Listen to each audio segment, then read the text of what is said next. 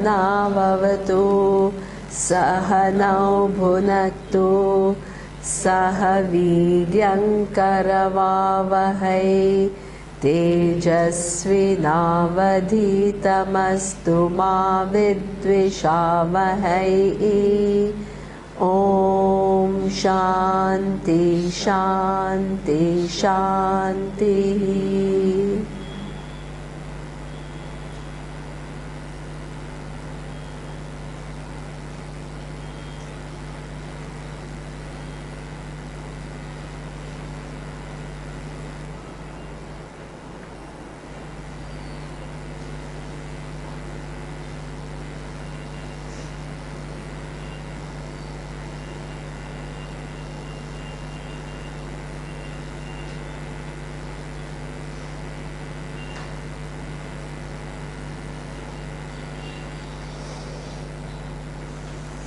Okay, so in verse 10 it says that we saw that everything ultimately has to be resolved in what?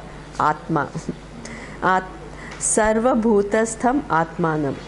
So that means that everything collapses in ultimately awareness. Sarva bhutani cha atmani. Okay, all the beings that you see of the past, present and future, they are what? Not independent of Atma, but Atma is independent of everything. Sampashyan Brahma, seeing that Brahman, Paramam Yati na Anyena Hetuna, you gain the highest, which is moksha, not by other means. Okay, now one thing which is very important. So as I told you that Atma, Satyam, Jnanam, Anantam, in that example of a crystal and all the different colors, right? What is Atma? Shuddha Chaitanya. In this example, what is equivalent to Atma? Crystal. Right? It appears as two different things. One is what?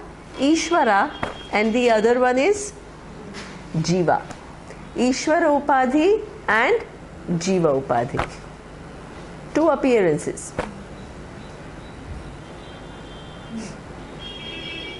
Right?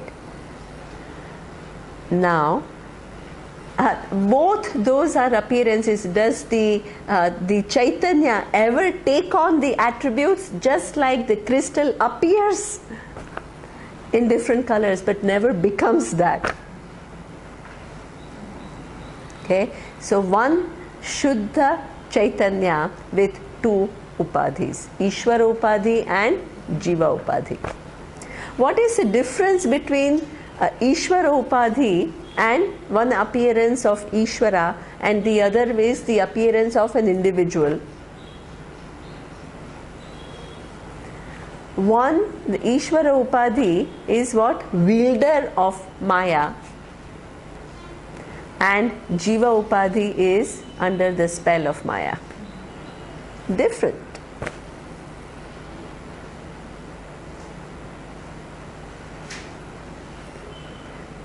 Maya doesn't fool Ishvara. For Ishvara it is a Shakti. Shakti to veil. Himself, the intelligence is not veiled.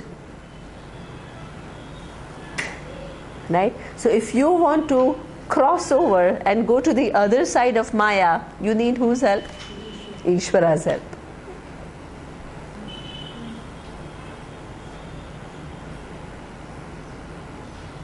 Right? So therefore, there are two very different types of upadhis. So this is where Tara, after the second class, she figured it out. She told me that what even Ishvara, she is saying, is mithya. It's true. The status of Ishvara, which is what? All knowledge and all power, itself is mithya. It depends upon what? Atma. What is Atma? Satyam, Jnanam, Anantam, Brahma. And everything else is also mithya. It also depends upon Satyam, Jnanam, Anantam, Brahma. But there is a very big difference. In that Ishvara Upadhi, there is no ignorance of this reality. Whereas in every other thing, there is ignorance of this reality. That's how the Upadhi is different. Ishvara is not confused. That's why what the whole teaching comes from what? Only one entity which is not confused, which is Ishvara.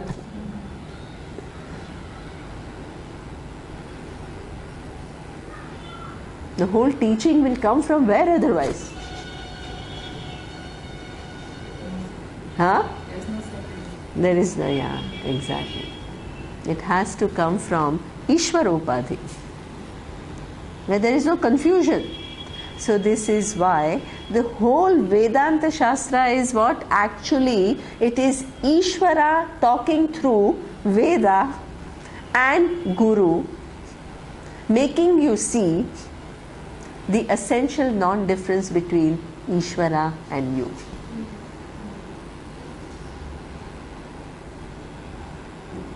And the culmination of both reality into one unchanging.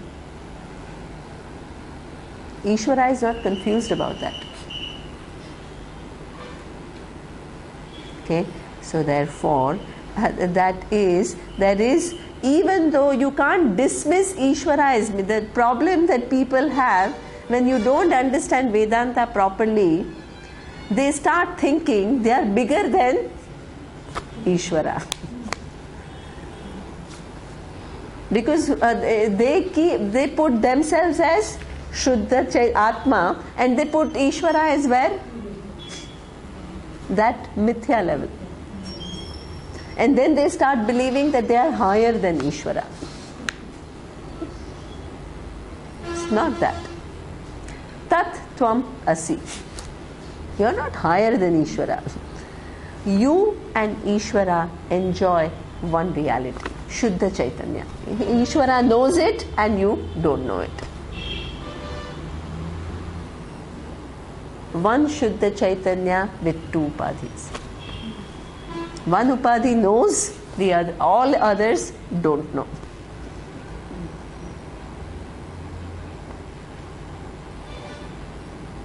That's why the teaching comes from where? The one who knows. It cannot come from those who don't know.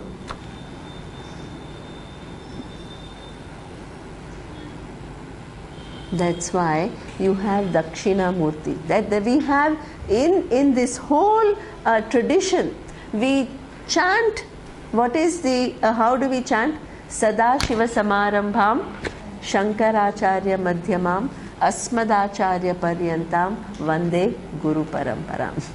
This whole Guru Shishya Parampara. Who's the first Guru? The only source which is not confused is Ishvara, Sadashiva. But you don't have to have what? Some Ishvara coming and teaching you. Whatever. First of all, it is not one entity in the first place. It all gets done through what? This whole parampara. It gets transferred, that person transfers to somebody else. The important link in this whole traditional teaching is Shankaracharya. Adi Shankaracharya has had a great contribution to this whole Vedanta tradition.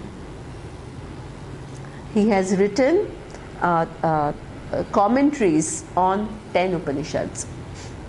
So most of the time when people study, there are many Upanishads, but they study those Upanishads on which Adi Shankaracharya has written commentaries. Because the Upanishads can be this much, but the teacher is not, you try to read this Upanishad and try to just look at the words, what will you understand? It is all confusing. You need to have what?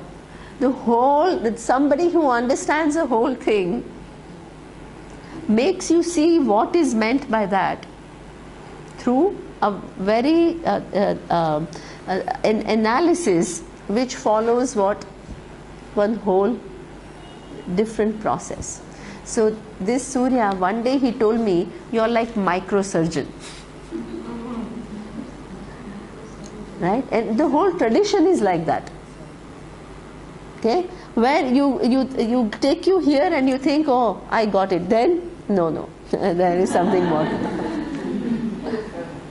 Then, no, not even there, something more needs to be known. Right? But if you start to tell everything all at the same time, what will happen? All jumbled. So you have to, that's the whole thing of leading. And that leading, Adi Shankaracharya's Bhashyam provides all the prakriyas, different prakriyas. All the teachers are endowed with that because the main thing is given in Adi Shankaracharya Bhashyam. Then the present teacher, what does the present teacher do? Without what? Distorting the vision, each teacher can bring in what? One's own creativity in expressing this reality.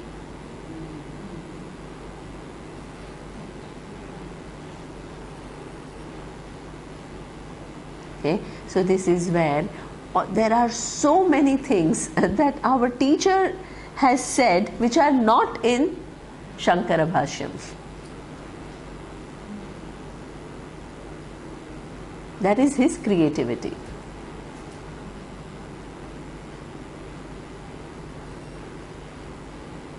But you can't use your creativity to deviate from the vision. You can't just start telling your stories. Within those, it's like what? Indian classical music. Huh? Constitution. Yeah. Indian classical music is what? Each raga has its own parameters. But you can't, if you are singing Yaman, you can't do what you want. You have to follow Ask Tara. Right?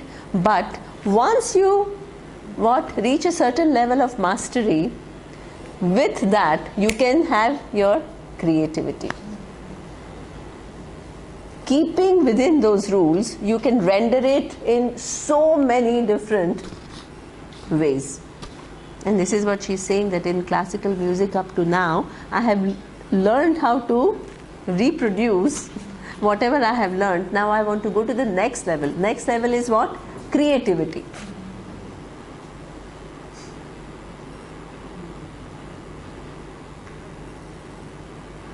Okay, so therefore, that's why Adi Shankaracharya's commentaries, they don't have a talk about modern physics, because that time none of the discoveries were available.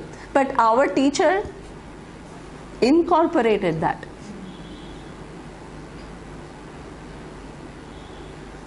So that means all the latest discoveries of neurosciences, quantum physics, modern psychology, everything can be what?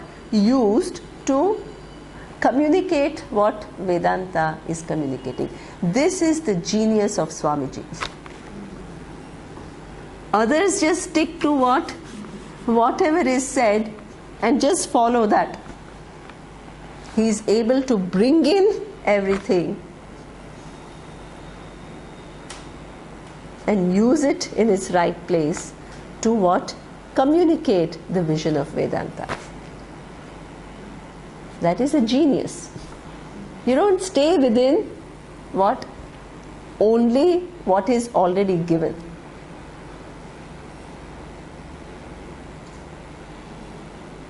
Okay, so that means the whole Guru Shishya Parampara is just an amazing parampara. Each one contributes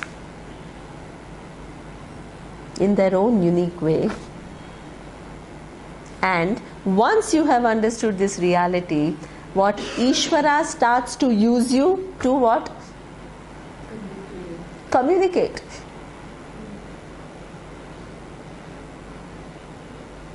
The whole teaching is what? It comes from the teacher, but where is it really coming from? Ishvara. Okay, so therefore the person who has understood that, what understands this reality of two upadhis, of one thing which is free from every attribute, and communicates it well. Okay, so now there is this verse 11 which says, now all these are all what a kind of Upanishad also becomes poetic at times. Okay, so here he says, Atmanam aranim krutva pranavam cha uttararinam gnanani manthana abhyasat pasham dahati panditaha. Okay, so here this whole thing is what, by now look at the actual literal translation. What is it? By making the individual I sense as a lower sacrificial block of wood and Brahman as the upper block of wood. What? And as though repeatedly churning by the rod of contemplative inquiry, the wise burns all bondage as a result of knowledge obtained by the churning. What will you understand?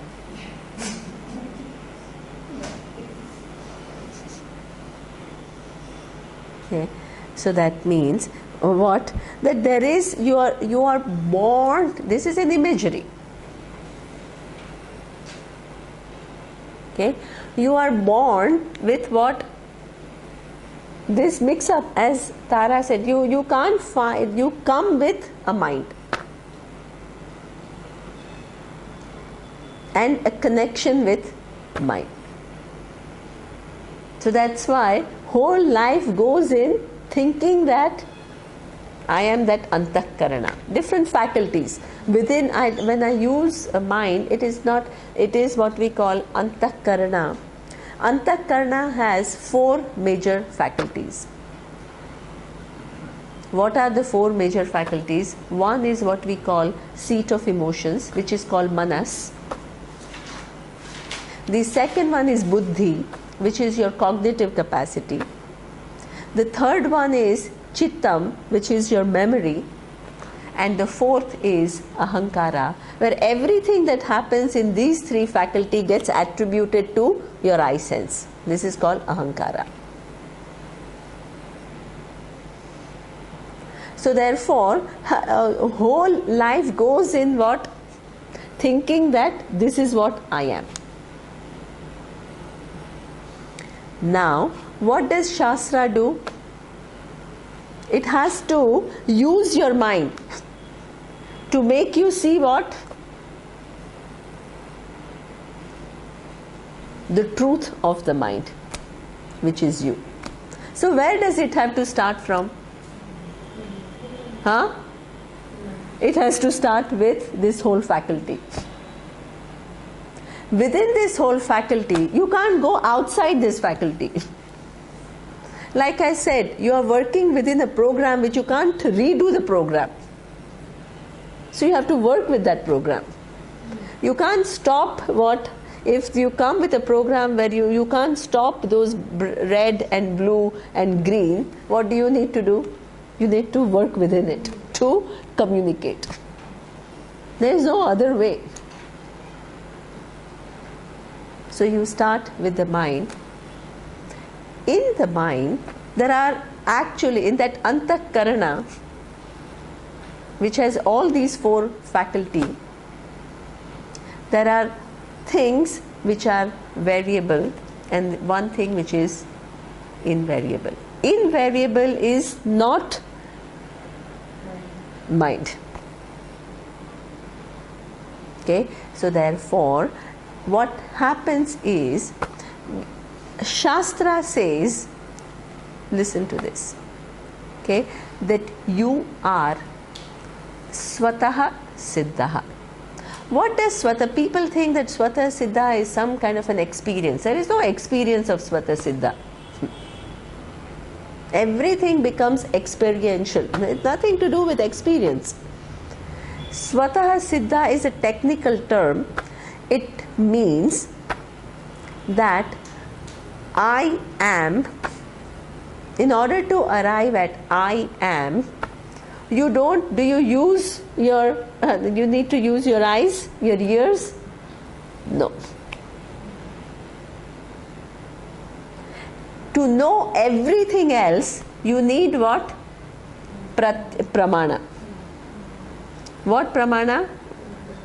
Pratyaksha and pratyaksha based other pramanas. There is only one thing which is not known to you through use of pramana. It is known what? It is self-revealing. It is self-revealing. Because you have never objectified I, but you know I am. That means Swatah Siddha.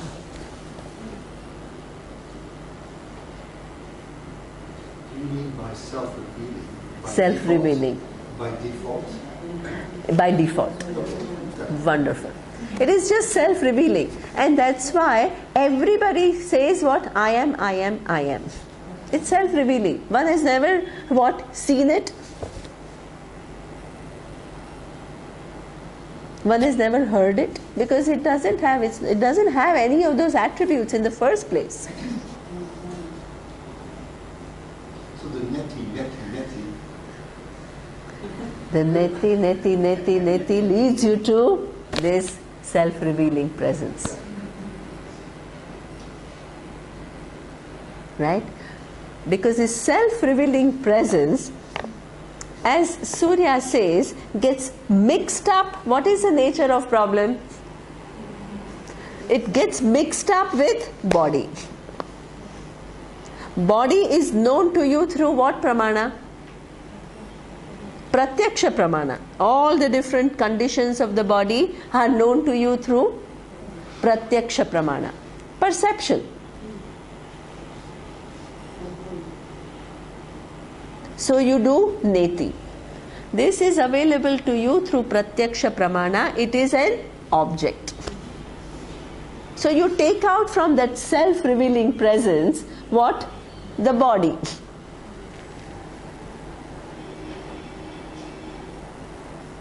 Then you take yourself to be mind, and everything that is going on in the mind you know through which pramana? Sakshi Pratyaksha. So that means it is not something where you have to use your senses, but you know what is going on. So even Sakshi Pratyaksha becomes what? Object. So from that self-revealing presence, you take out what? Neti. Not that Sakshi Pratyaksha, because that is also object. Through that operation, what do? You make the person see there is a self-revealing presence, which is none of these.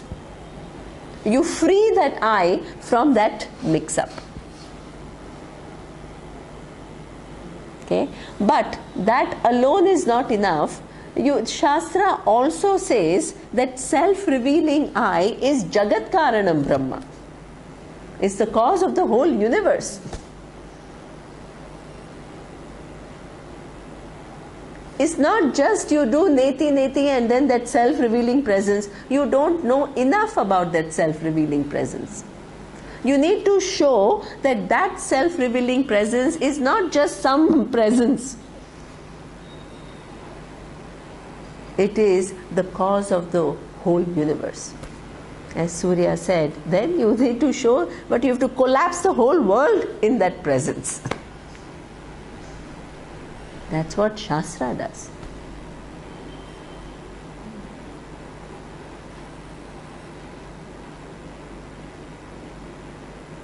And it also collapses what? Ishvara in that presence.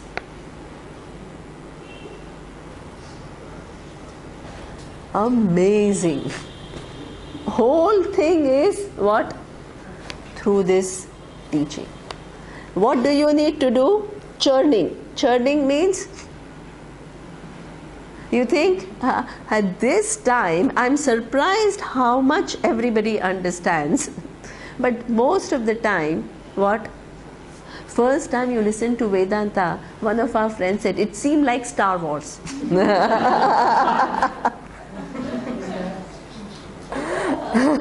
Some kind of a fantasy.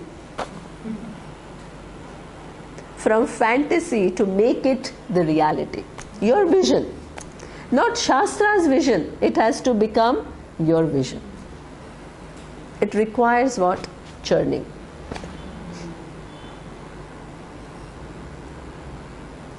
Every part of this whole teaching has to be understood accurately. Its connection with every other part has to be understood accurately. The whole thing has to be held together to make it into one coherent vision, which is what is like as clear as daylight. There is no vagueness. There is no ambiguity. There is not that people ask you 5 questions and I don't know what is the answer. Okay, so that requires what? Churning. Churning means you expose to this teaching what? Again and again. And when different Upanishads talk about the same reality with different prakriyas, different methodology, and a different flow, everything has to what? It's not like, this Upanishad is one thing and that Upanishad is something else. Okay, so that means the Gabby that day came to me and she asked me, she said, which is a very relevant question. So that's what I want to show, that how people have to hold information. Otherwise people forget, right? So when I was using this Annamaya, Pranamaya, Manomaya, Vijnanamaya and Anandamaya, I didn't, in that framework, there is no senses, Karmendriya and Jnanendriya. In some other Upanishad, the subtle includes what? Those things. So she was able to bring that.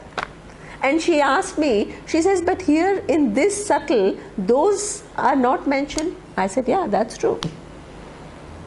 That means you are able to hold things. What you have heard before and what you are hearing now are not some two separate information. It all has to what? That mind has to be sharp to put it all together. Because each Upanishad highlights one aspect and what doesn't talk about the other aspect. You can't talk about everything all at the same time. The teacher knows so much more than what the teacher teaches. Every information is not given out all blurted out. Right time, right place, in right sequence.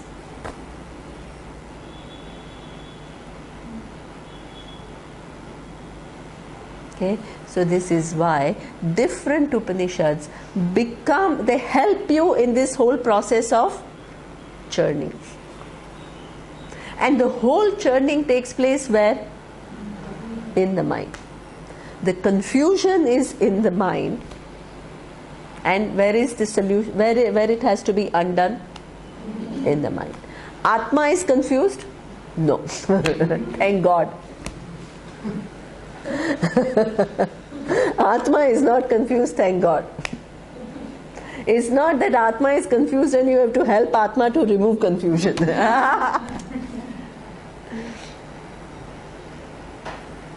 Atma sustains your ignorance and Atma also sustains what? Its opposite, which is knowledge. Itself is free from both. Chit. Chit Swarupa. Okay, so therefore, until this knowledge is clear, You have to have. You can't give up this. This is why you can't. And once you can't afford to say mind is mithya, therefore what, be indifferent to it. Because this whole process of churning takes place in the mind.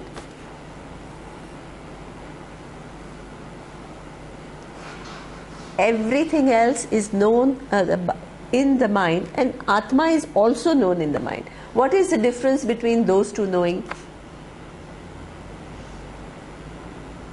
Everything else is known as an object. Atma is what? Mind objectifies something and knows it. Here what? The mind is led to see what? Its own truth, its own relativity.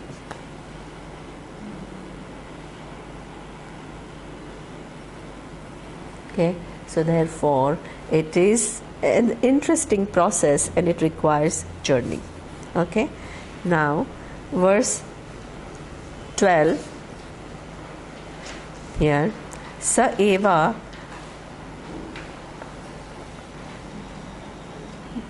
maya paramohita atma shariram asthaya karoti sarvam striya anna panadi vichitra bhogaihi sa eva jagat paritruptim eti. Okay, so the whole it says the self alone. Here the self, please understand, self is not this Atma is deluded by Maya. Atma is not deluded by Maya. Okay, that means each individual under the spell of Maya, what does is identified with what? The body, concludes what? That what? I am limited, does all the actions in what? Waking state, obtains what? Full gratification through varied objects of pleasure, such as, even here it says woman, food and drink. So You're taking everything away.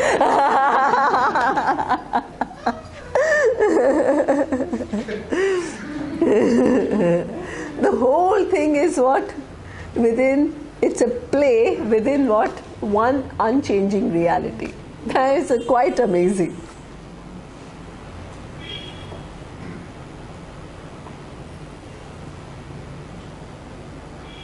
Okay, that one reality without undergoing any change, what? Assumes what? The status of all knowledge and all power, makes into manifestation what? The whole universe. That universe is itself what? Manifestation, Ishvara manifesting as the universe. It takes it back, brings it again, takes it back, while the whole thing is going on. And when there is a universe, what? You think I am this individual, and you keep on engaging in what? Different objects. Here 3 different objects are given. Women, food.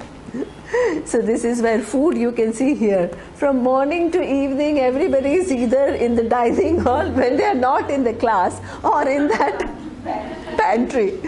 Pantry is the place where everybody is hanging out. Right after lunch is over, dinner is over, what happens? Everybody goes to pantry. I want this, I want that, I want this. It's just endless. Right from 5 o'clock in the morning till 10 o'clock at night. So much of time is spent in what? Dining hall and pantry. Food becomes what? An obsession. I remember when we were kids, right? I mean, the whole conversations after conversations were all about food only. This restaurant is really good. Have you eaten this? is to go to Khapoli to have what, some batate vada, all kinds, everything, all centered around food. So Swamiji also used to say there are so many cultures around food. Okay, so that means whole life goes in what, there is nothing wrong with all these. Please, as the Surya is saying, I'm not taking anything away. But you can't do only that. If your life goes in only this, what happens? Wasted life.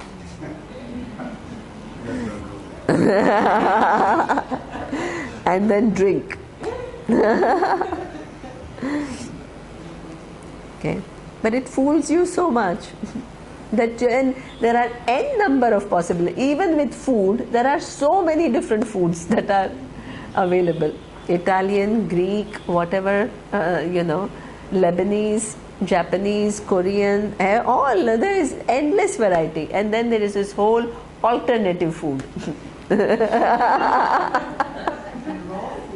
Raw food, all this is just incredible where all it goes. She will give you, days of workshop on alternative foods. Endless. Okay, itself is not bad. Please understand. It's good to be aware, but you can't you can't make it as goal of your life. Okay, food, drink, and women, they stand for all the different objects. Sorry, of Artha and Kama. Exactly.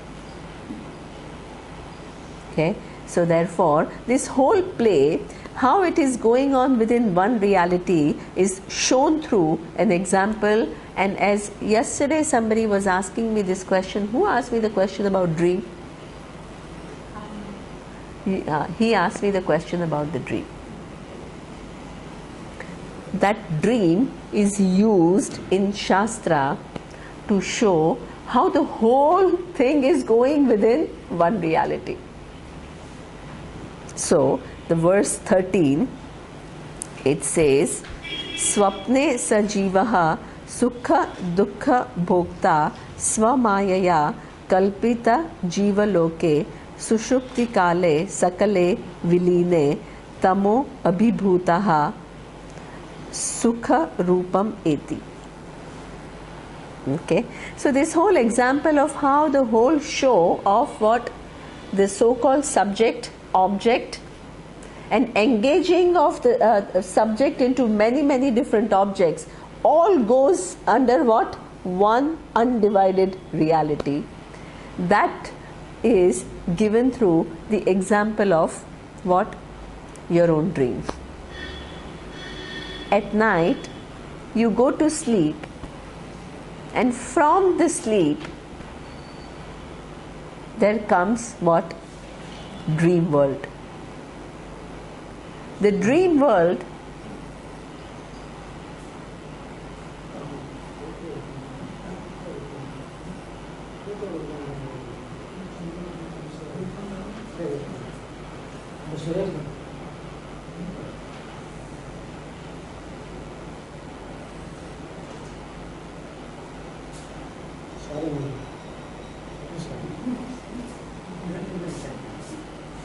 Okay. In the dream world, there is dream time, dream space, dream characters. There could be mountains, there could be rivers, there could be what? Trees.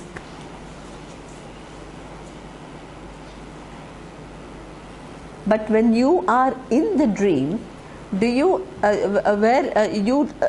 you are identified with what?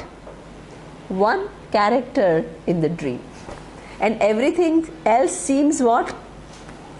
External to you, right? While you are in the dream, then you engage with different things in the dream, and it gives you what? experiences. What kind of experiences? It can make you really happy if you dream of, going to Paris and sitting in a cafe and having nice cup of coffee. It can give you what? Lot of pleasure in the dream.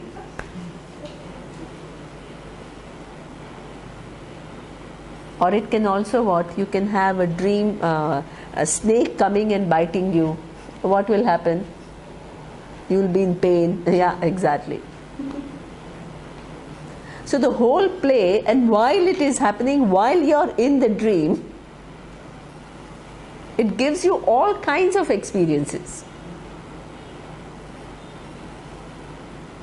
You can't avoid those experiences, but when you wake up from the dream, what? None of it is there, but even while in the dream, what is the reality? The whole thing is a play happening within what? Your individual awareness. That has, you have become what? Ishvara in your Ishvara of your dream world. You have the capacity, you have the Maya to bring into manifestation what? Dream time, dream place, dream characters. How do I know that it is me and not Ishvara who is creating this? Sorry, it is your personal experience. So that means your dream is your dream, my dream is mine. That's true. Every possibility exists within Ishvara.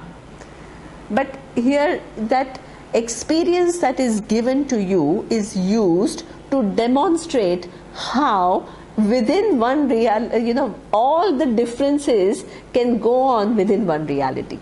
Dream, the experience that is given to us, helps us to understand what Vedanta is saying.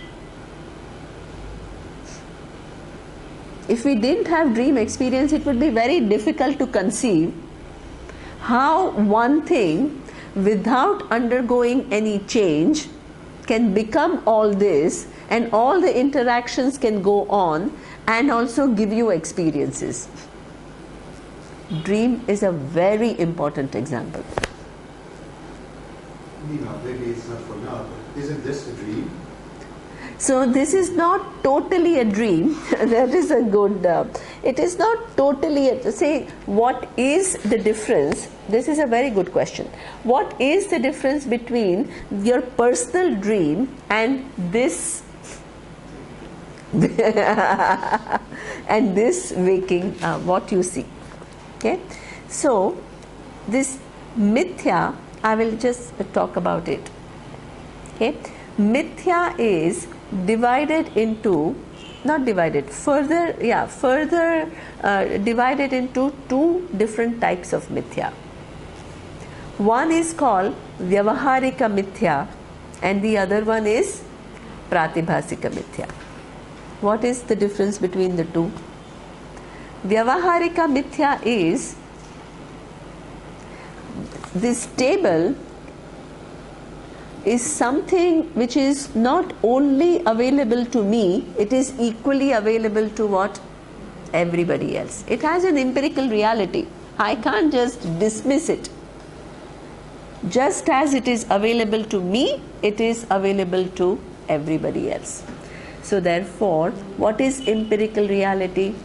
It is, therefore, I see it. It is. Therefore, I see it. Empirically, true. The other type of mithya is Pratibhasika mithya.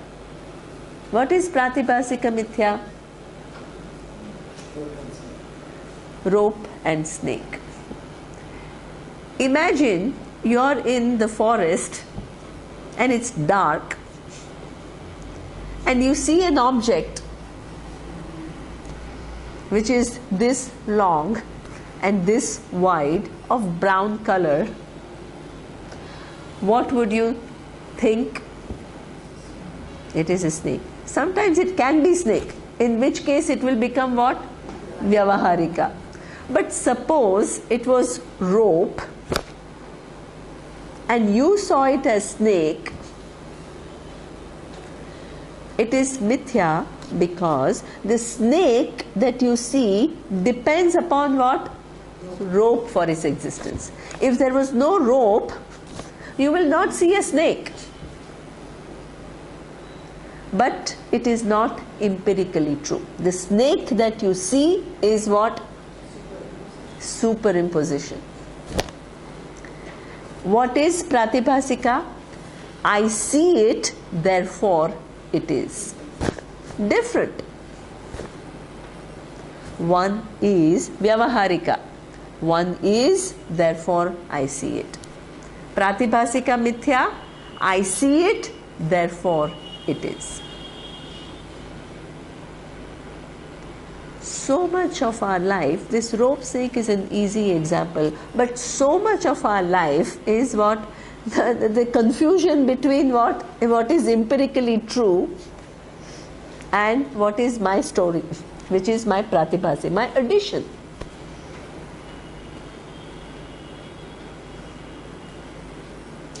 So this is why our Swamiji used to say, growth means you come more in touch with Ishvara Srishti and less of Jiva Srishti. Jiva Srishti means your own creation of what is, which doesn't exist. That is preparation.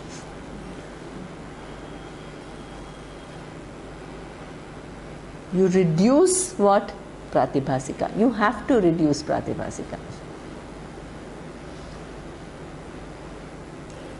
Because when you have pratibhasika, you are not in touch with empirical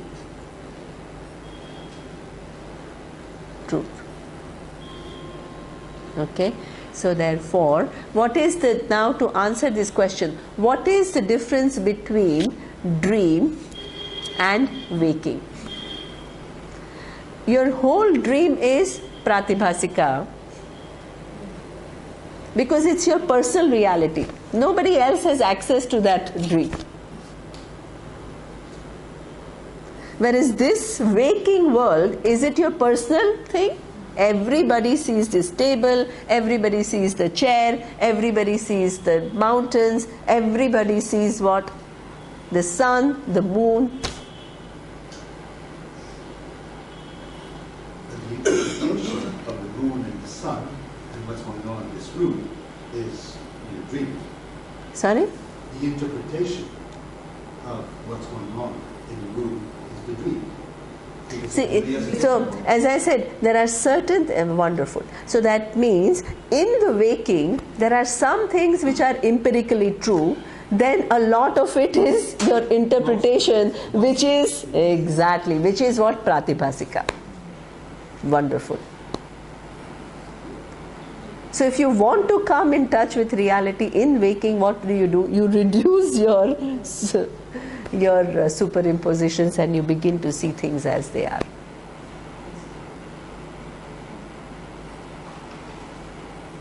So in order, this is the arrangement of Ishvara. First you have to move from pratibhasika to vyavaharika. And after that you move to one step forward. Because the thing is, Vedanta works at a different level. Now imagine, our whole understanding of the world is what? That this rope is the reality. Vedanta does what? It takes you further and says what? This rope itself is, it deconstructs the rope into atoms, particles, Ishvara, intelligence, and finally Satyam Jnanam Anantam Brahma. It takes you from this rope to Satyam Jnanam Anantam Brahma. But imagine with your pratibhasika, your superimposition, you are seeing it as a snake, and not only seeing it as a snake, but having fear as a result of seeing it as a snake. When Vedanta talks about truth of rope, is your mind available? Not at all. Because where are you operating from? Snake. So what Vedanta says is, if you really want to understand Vedanta, you first have to come from what? Snake to rope. When you have come from snake to rope, then the next level of inquiry will work for you. Of seeing the reality as what? Satyam Jnanam Anantam Brahma. So that means your personal stories have to be reduced, and you have to be more and more in touch with what is. That is growth. Then it makes you available for what? The next level, which is the final reality. Okay, so therefore here this dream example is given to show you now, while the whole drama is going on, the awareness that have you undergone any change to become the mountain? Have you undergone any change to become the river or different characters? If you had undergone any change, what? Everything that you have imagined will stick to you when you wake up. When you wake up, what? The whole thing is gone. So without undergoing any change, with your own Maya Shakti, what did you do? Created the dream world, created dream characters, did the whole interaction. As a result of interaction, had experiences without undergoing any change. Dream becomes a use. This dream is given to us as an experience, as Lutz says. And that experience is a useful experience to understand Vedanta. It's like a clue. Yes, exactly. You are given clues to figure out. This is one of the clues. Exactly. You, in that particular time, you are given this whole status of your Ishvara of what? The dream world. From your own Maya Shakti, your capacity to what? Project the universe. And you also what? Within that projection, each character doesn't know everything is one. So you also have Avarana Shakti. Because you interact in the dream as what? Only one character, and everything else being different from you. As Natarajan ji says, the whole thing is available to you, what? In your dream experience. Your mini Ishvara, with reference to what? Your dream world.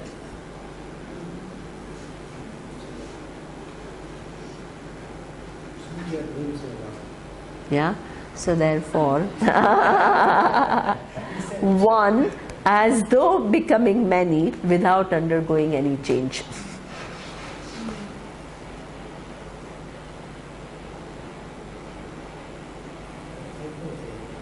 Yeah, so therefore this is used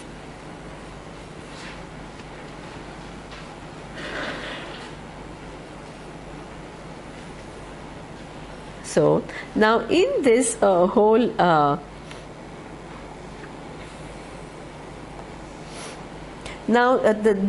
your own okay. So now we saw verse 13. Swapne sa jivaha sukha dukkha bhokta swamayaya kalpita jivaloke. With your own maya, with your own capacity to project and your own capacity to will, you create the dream world. And then what do? In Sushupti Kala, which is what? Deep sleep. What? The whole dream gets what? Collapses, resolved. Then Surya says, in one night we don't dream only one. How many times? On an average 2-3 times. So you are also given the experience of what? Projection, then what we call pralaya, unmanifest, and then manifest, and then unmanifest.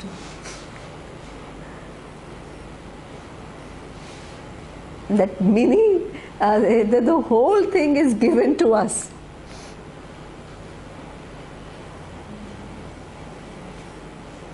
Okay, so when he says that created by what, it's not power of self-delusion, it is what, manifesting power, then in the state of deep sleep, when everything is merged, okay, so when that is what we call the unmanifest, and that continues through cycles of creation. Now, here it says that darkness of ignorance and attains the nature of happiness. Now, this is something which has to be very I want to mention something which Tara said, which is a very important thing that you need to know. Okay, so that when there is manifest universe, there is what, time, space, objects within time, space, and all the different interactions taking place.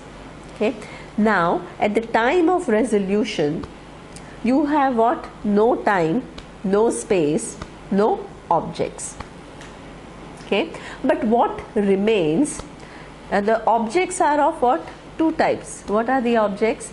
Sthula and Sukshma. At the time of pralaya, when everything is resolved, she says, Karana, does it get totally resolved? No. Karana remains. That's why even when there is pralaya, what, the jiva continues in what, only causal. There is no what, physical and subtle. Then when there is a next cycle, what will happen? That causal will manifest with what? One physical body and subtle body. So this is why even at the time of pralaya, what, the individuality doesn't go away. That's why what, it comes back again. This is why you can't get out of cycles of creation because the causal will remain and will keep on connecting you to what? Different bodies. That's why it says the only way to get out of this whole thing is what? Knowing your true nature. That I am not this causal body, I am Jagat Karanam Brahma.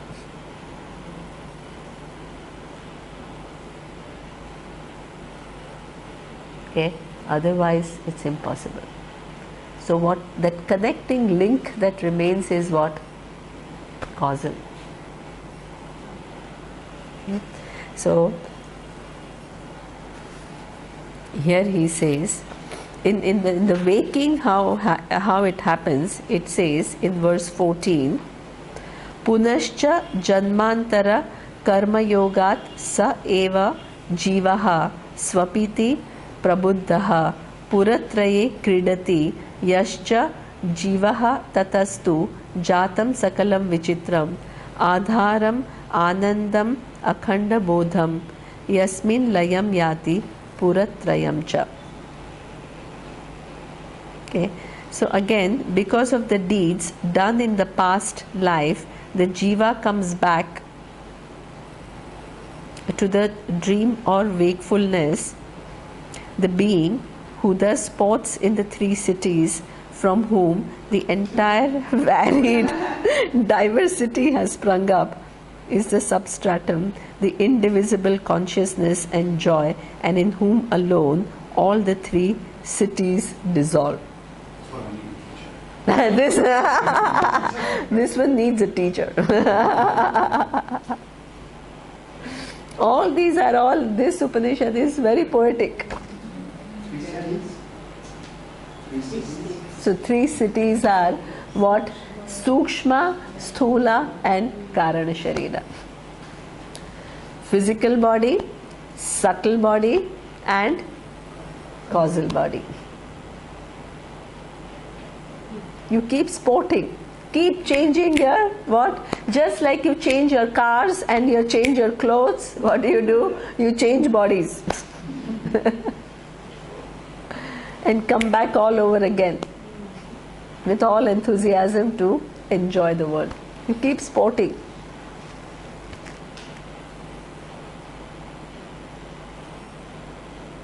While the manifestation is going on, what? How many different births we take.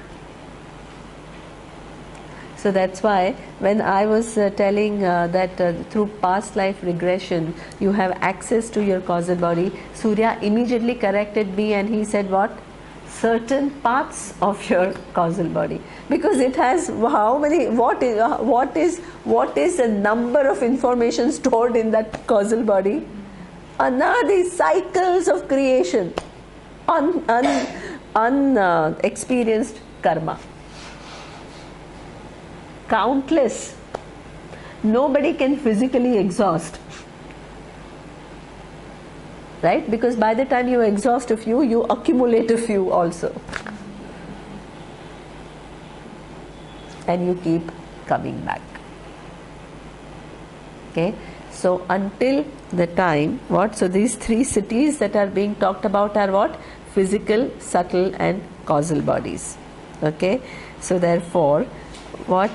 The indivisible consciousness and joy in whom alone are all these three bodies resolved. Okay? So what we did is, I first showed you what? That you are awareness which is distinct from what? Physical, subtle and causal bodies. But after having done that, what did I show you? That they are not two separate different things. What? They have a relationship of Satyam and Mithya. Awareness is independent of the three, but those three are not independent of awareness. We did the whole program of deconstruction. Mithya. You don't need to dismantle the body, by the way. Keeping this body, you can understand its mithyatvam. We reduced this whole tangible body with all its, it gives us the experience. I have never felt that, I was telling Surya that I have a stuffy nose. And I said, I have never been so sick in any retreat that I have given.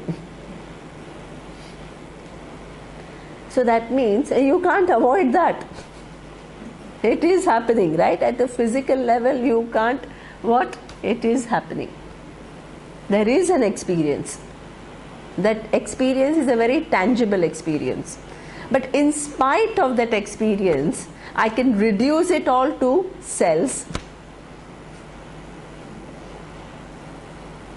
When I reduce it at the level of atom and particles, is there stuffiness in atoms and particles? There is no stuffiness in atoms and particles. Still, I can't deny what? Stuffiness here. So, keeping this stuffiness, I can still free myself from what? By understanding at this level there is, but if I keep on going down further and further, what? There is no stuffiness. So I go this physical body, then what? I take it to cells, atoms, particles, ultimately what? Only intelligence. Collapse the physical body into awareness. That intelligence itself is what? Dependent upon awareness. Subtle body, what do I do? Also collapse into awareness. How do I collapse subtle body into awareness? Now it is your time. Because I've done my job of teaching. This is all just revision of what we have already seen. So you have to answer. Thinking about subtle body Yeah. It's varied. So whether it's thoughts, whether it's my cognitive capacity, all that sort of changeable. Yeah. Changes. Because you're there before, during, and after all of those. That's true. So you are independent, but how subtle is not independent of you. It depends on the consciousness. We cannot function independently. Its consciousness, it's everything. Yeah, but how? Vikarana. Huh? Vikarana. Karma Sharira. No, because it depends on that for its existence. Yeah, so how? I mean, how do you arrive at that?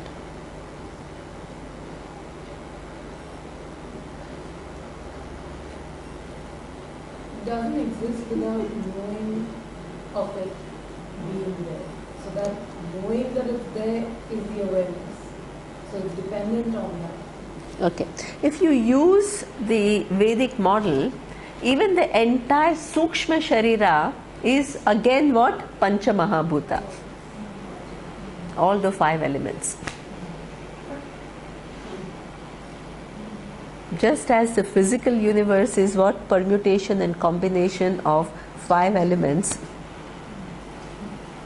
The the subtle body is also permutation and combination of 5 elements, but in their subtle form, not in their gross form. Now those 5 elements themselves depend upon what? Again, particles, atoms. Again, what? That intelligence. So the whole thing becomes what? Again, a dependent reality. Everything collapses back in consciousness. Consciousness is independent of everything, but everything else is what? Dependent on that consciousness. What about causal body? One other what I think one way of also understanding the mithyatvam of subtle body is through looking at the nature of thought and the relationship between thought and awareness. Okay, when the thought comes, before the thought comes, awareness is there or not? Yes. While the thought is there, awareness is there or not? Yes. When the thought goes, awareness is there or not? Yes. So that means awareness is independent of thoughts. But is the thought independent of awareness?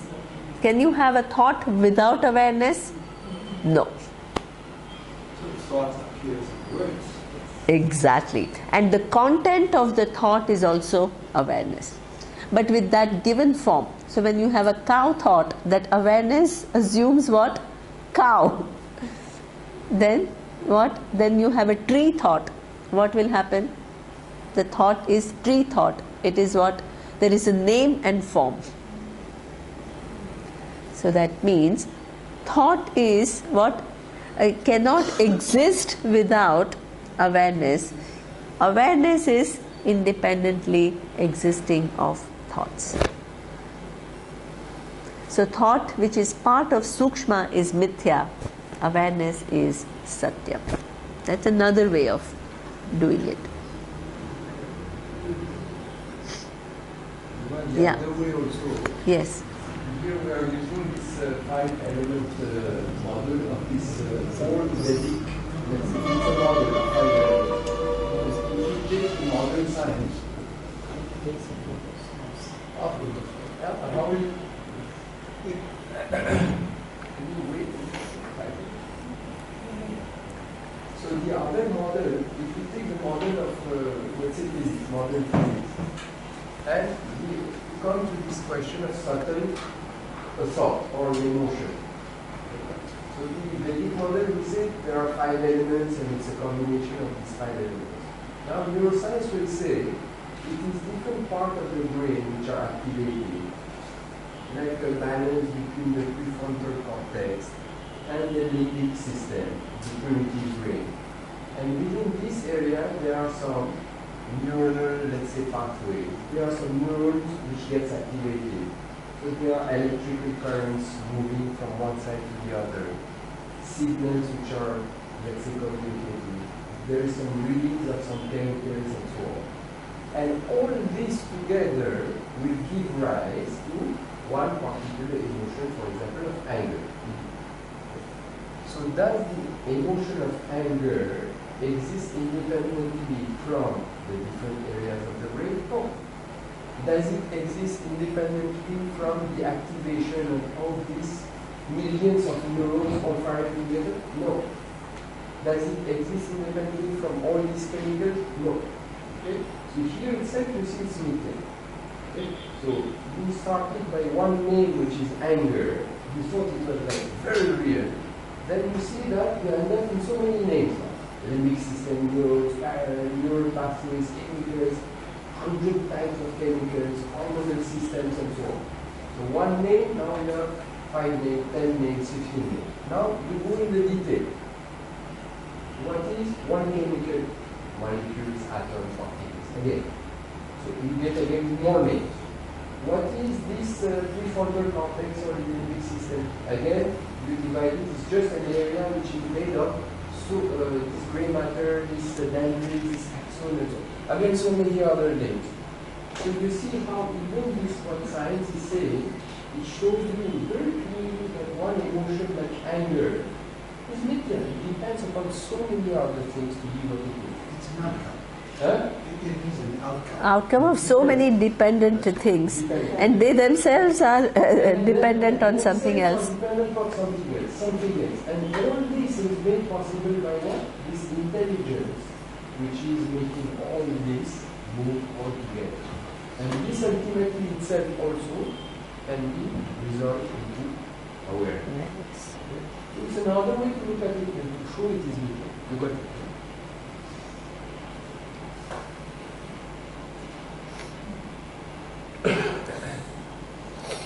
Right. So, and the final causal, how will you resolve it?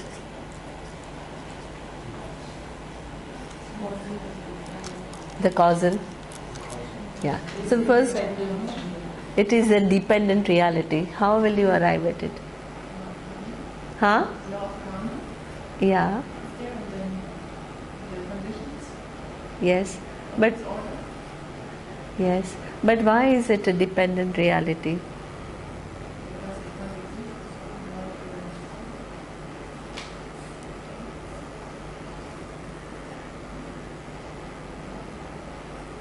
It's an account of the karma. The karmas again belong to the Sukshma and Sthula. See, They can be objectified, yes. They are objects of mind awareness. that's true. Surya, you want to say something? The way I would explain how this Priya Papa and Nitya, upon what the karma you say will give the punya as a result or Papa as a result. It depends upon what? On the action. Yes. Action And then what else? done by the Sthula and Sukshma. Exactly. Okay, so that is one. Okay. Now what else it depends upon? How do you say that one action will be punya or papa? If it is aligned or not is dharma. Okay. So you see now how many things have to come together to produce one punya or papa karma. Right? And the combination of all these and the action itself which produces this punya, is it something? An action. I am raising my hand and I am hitting somebody. How do you show that this is nitya? Huh? Beginning and end. It's done by their hands. It belongs to the It's school done by their Sushma, hand. which itself we've shown is Vidya. Exactly. So the action belongs Go one level further. One hand is made of what, like Nima showed? The hand which is making the action. so it goes down to particles. Exactly. Okay? So you see, you have one thing which is punya, and it depends upon so many other things to acquire for you to give it the name of punya. And then not only that, it is changing all the time. You're on the stock of this karana sharira. As you're engaging more and more in life and doing some new action, as Nima was saying, this account itself is not a fixed account. As you are acting, you are adding some new result of the action that you are doing. So this account itself keeps on changing. And some is getting exhausted as you leave, and some is getting tired. And that itself depends upon so many interactions we have. So you see, on so many levels, it depends upon so many things to deal with. Right? Yeah. So action itself is what dependent upon so many different factors. It's not, there is no such thing called one independent action. For my hand to move, as Surya said, so many things, there is a dependent reality. So the result of that hand moving is also what? Dependent reality. Okay? So therefore everything is what, while it is going on, it seems all very real. But actually if you look into it, it is what? All just, it disintegrates.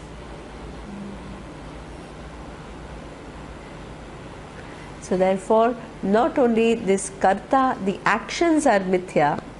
So as our teacher used to say, this cooking action itself is what we think it's one action, but itself is what? Series of actions.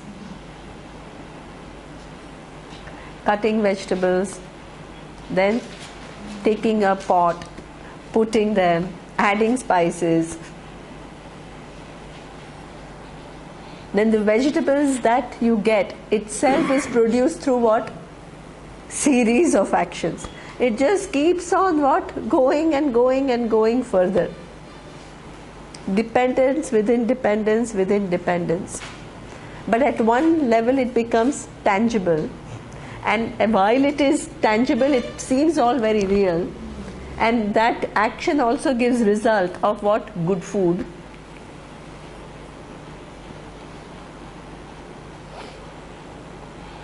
Okay, but the whole thing is what? All dependent reality. So therefore, even Karana Sharira has a dependent reality. It is not independently existing. And the result also depends upon what? Action. And action itself depends upon what? So many other factors.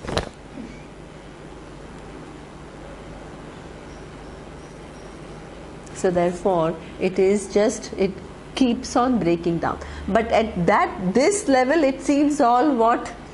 Very real. And it fools us. Okay, so therefore in this it says that the physical, subtle and causal body keep on what? Dancing within what? One consciousness. The consciousness itself is what? Independent of all of them, but they are dependent on consciousness. Like in the dream, every character of the dream is dependent upon your consciousness. Their actions are ultimately what? Dependent upon your consciousness. The results that they get within the dream world, they are also dependent on consciousness. Without that consciousness, there is no play of characters, actions, results. There is no play.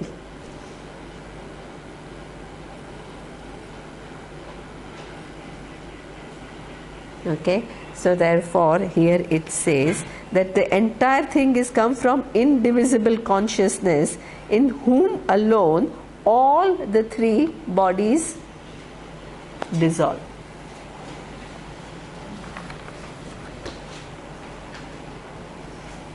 Okay. Now, in verse 15, says, एतस्मात् जायते प्राणः मनः सर्वेन्द्रियाणि च खं वायु ज्योतिः आपः पृथ्वी विश्वस्य धारिणी. Sorry, it's quarter to 6. So tomorrow I will continue. Okay. So from this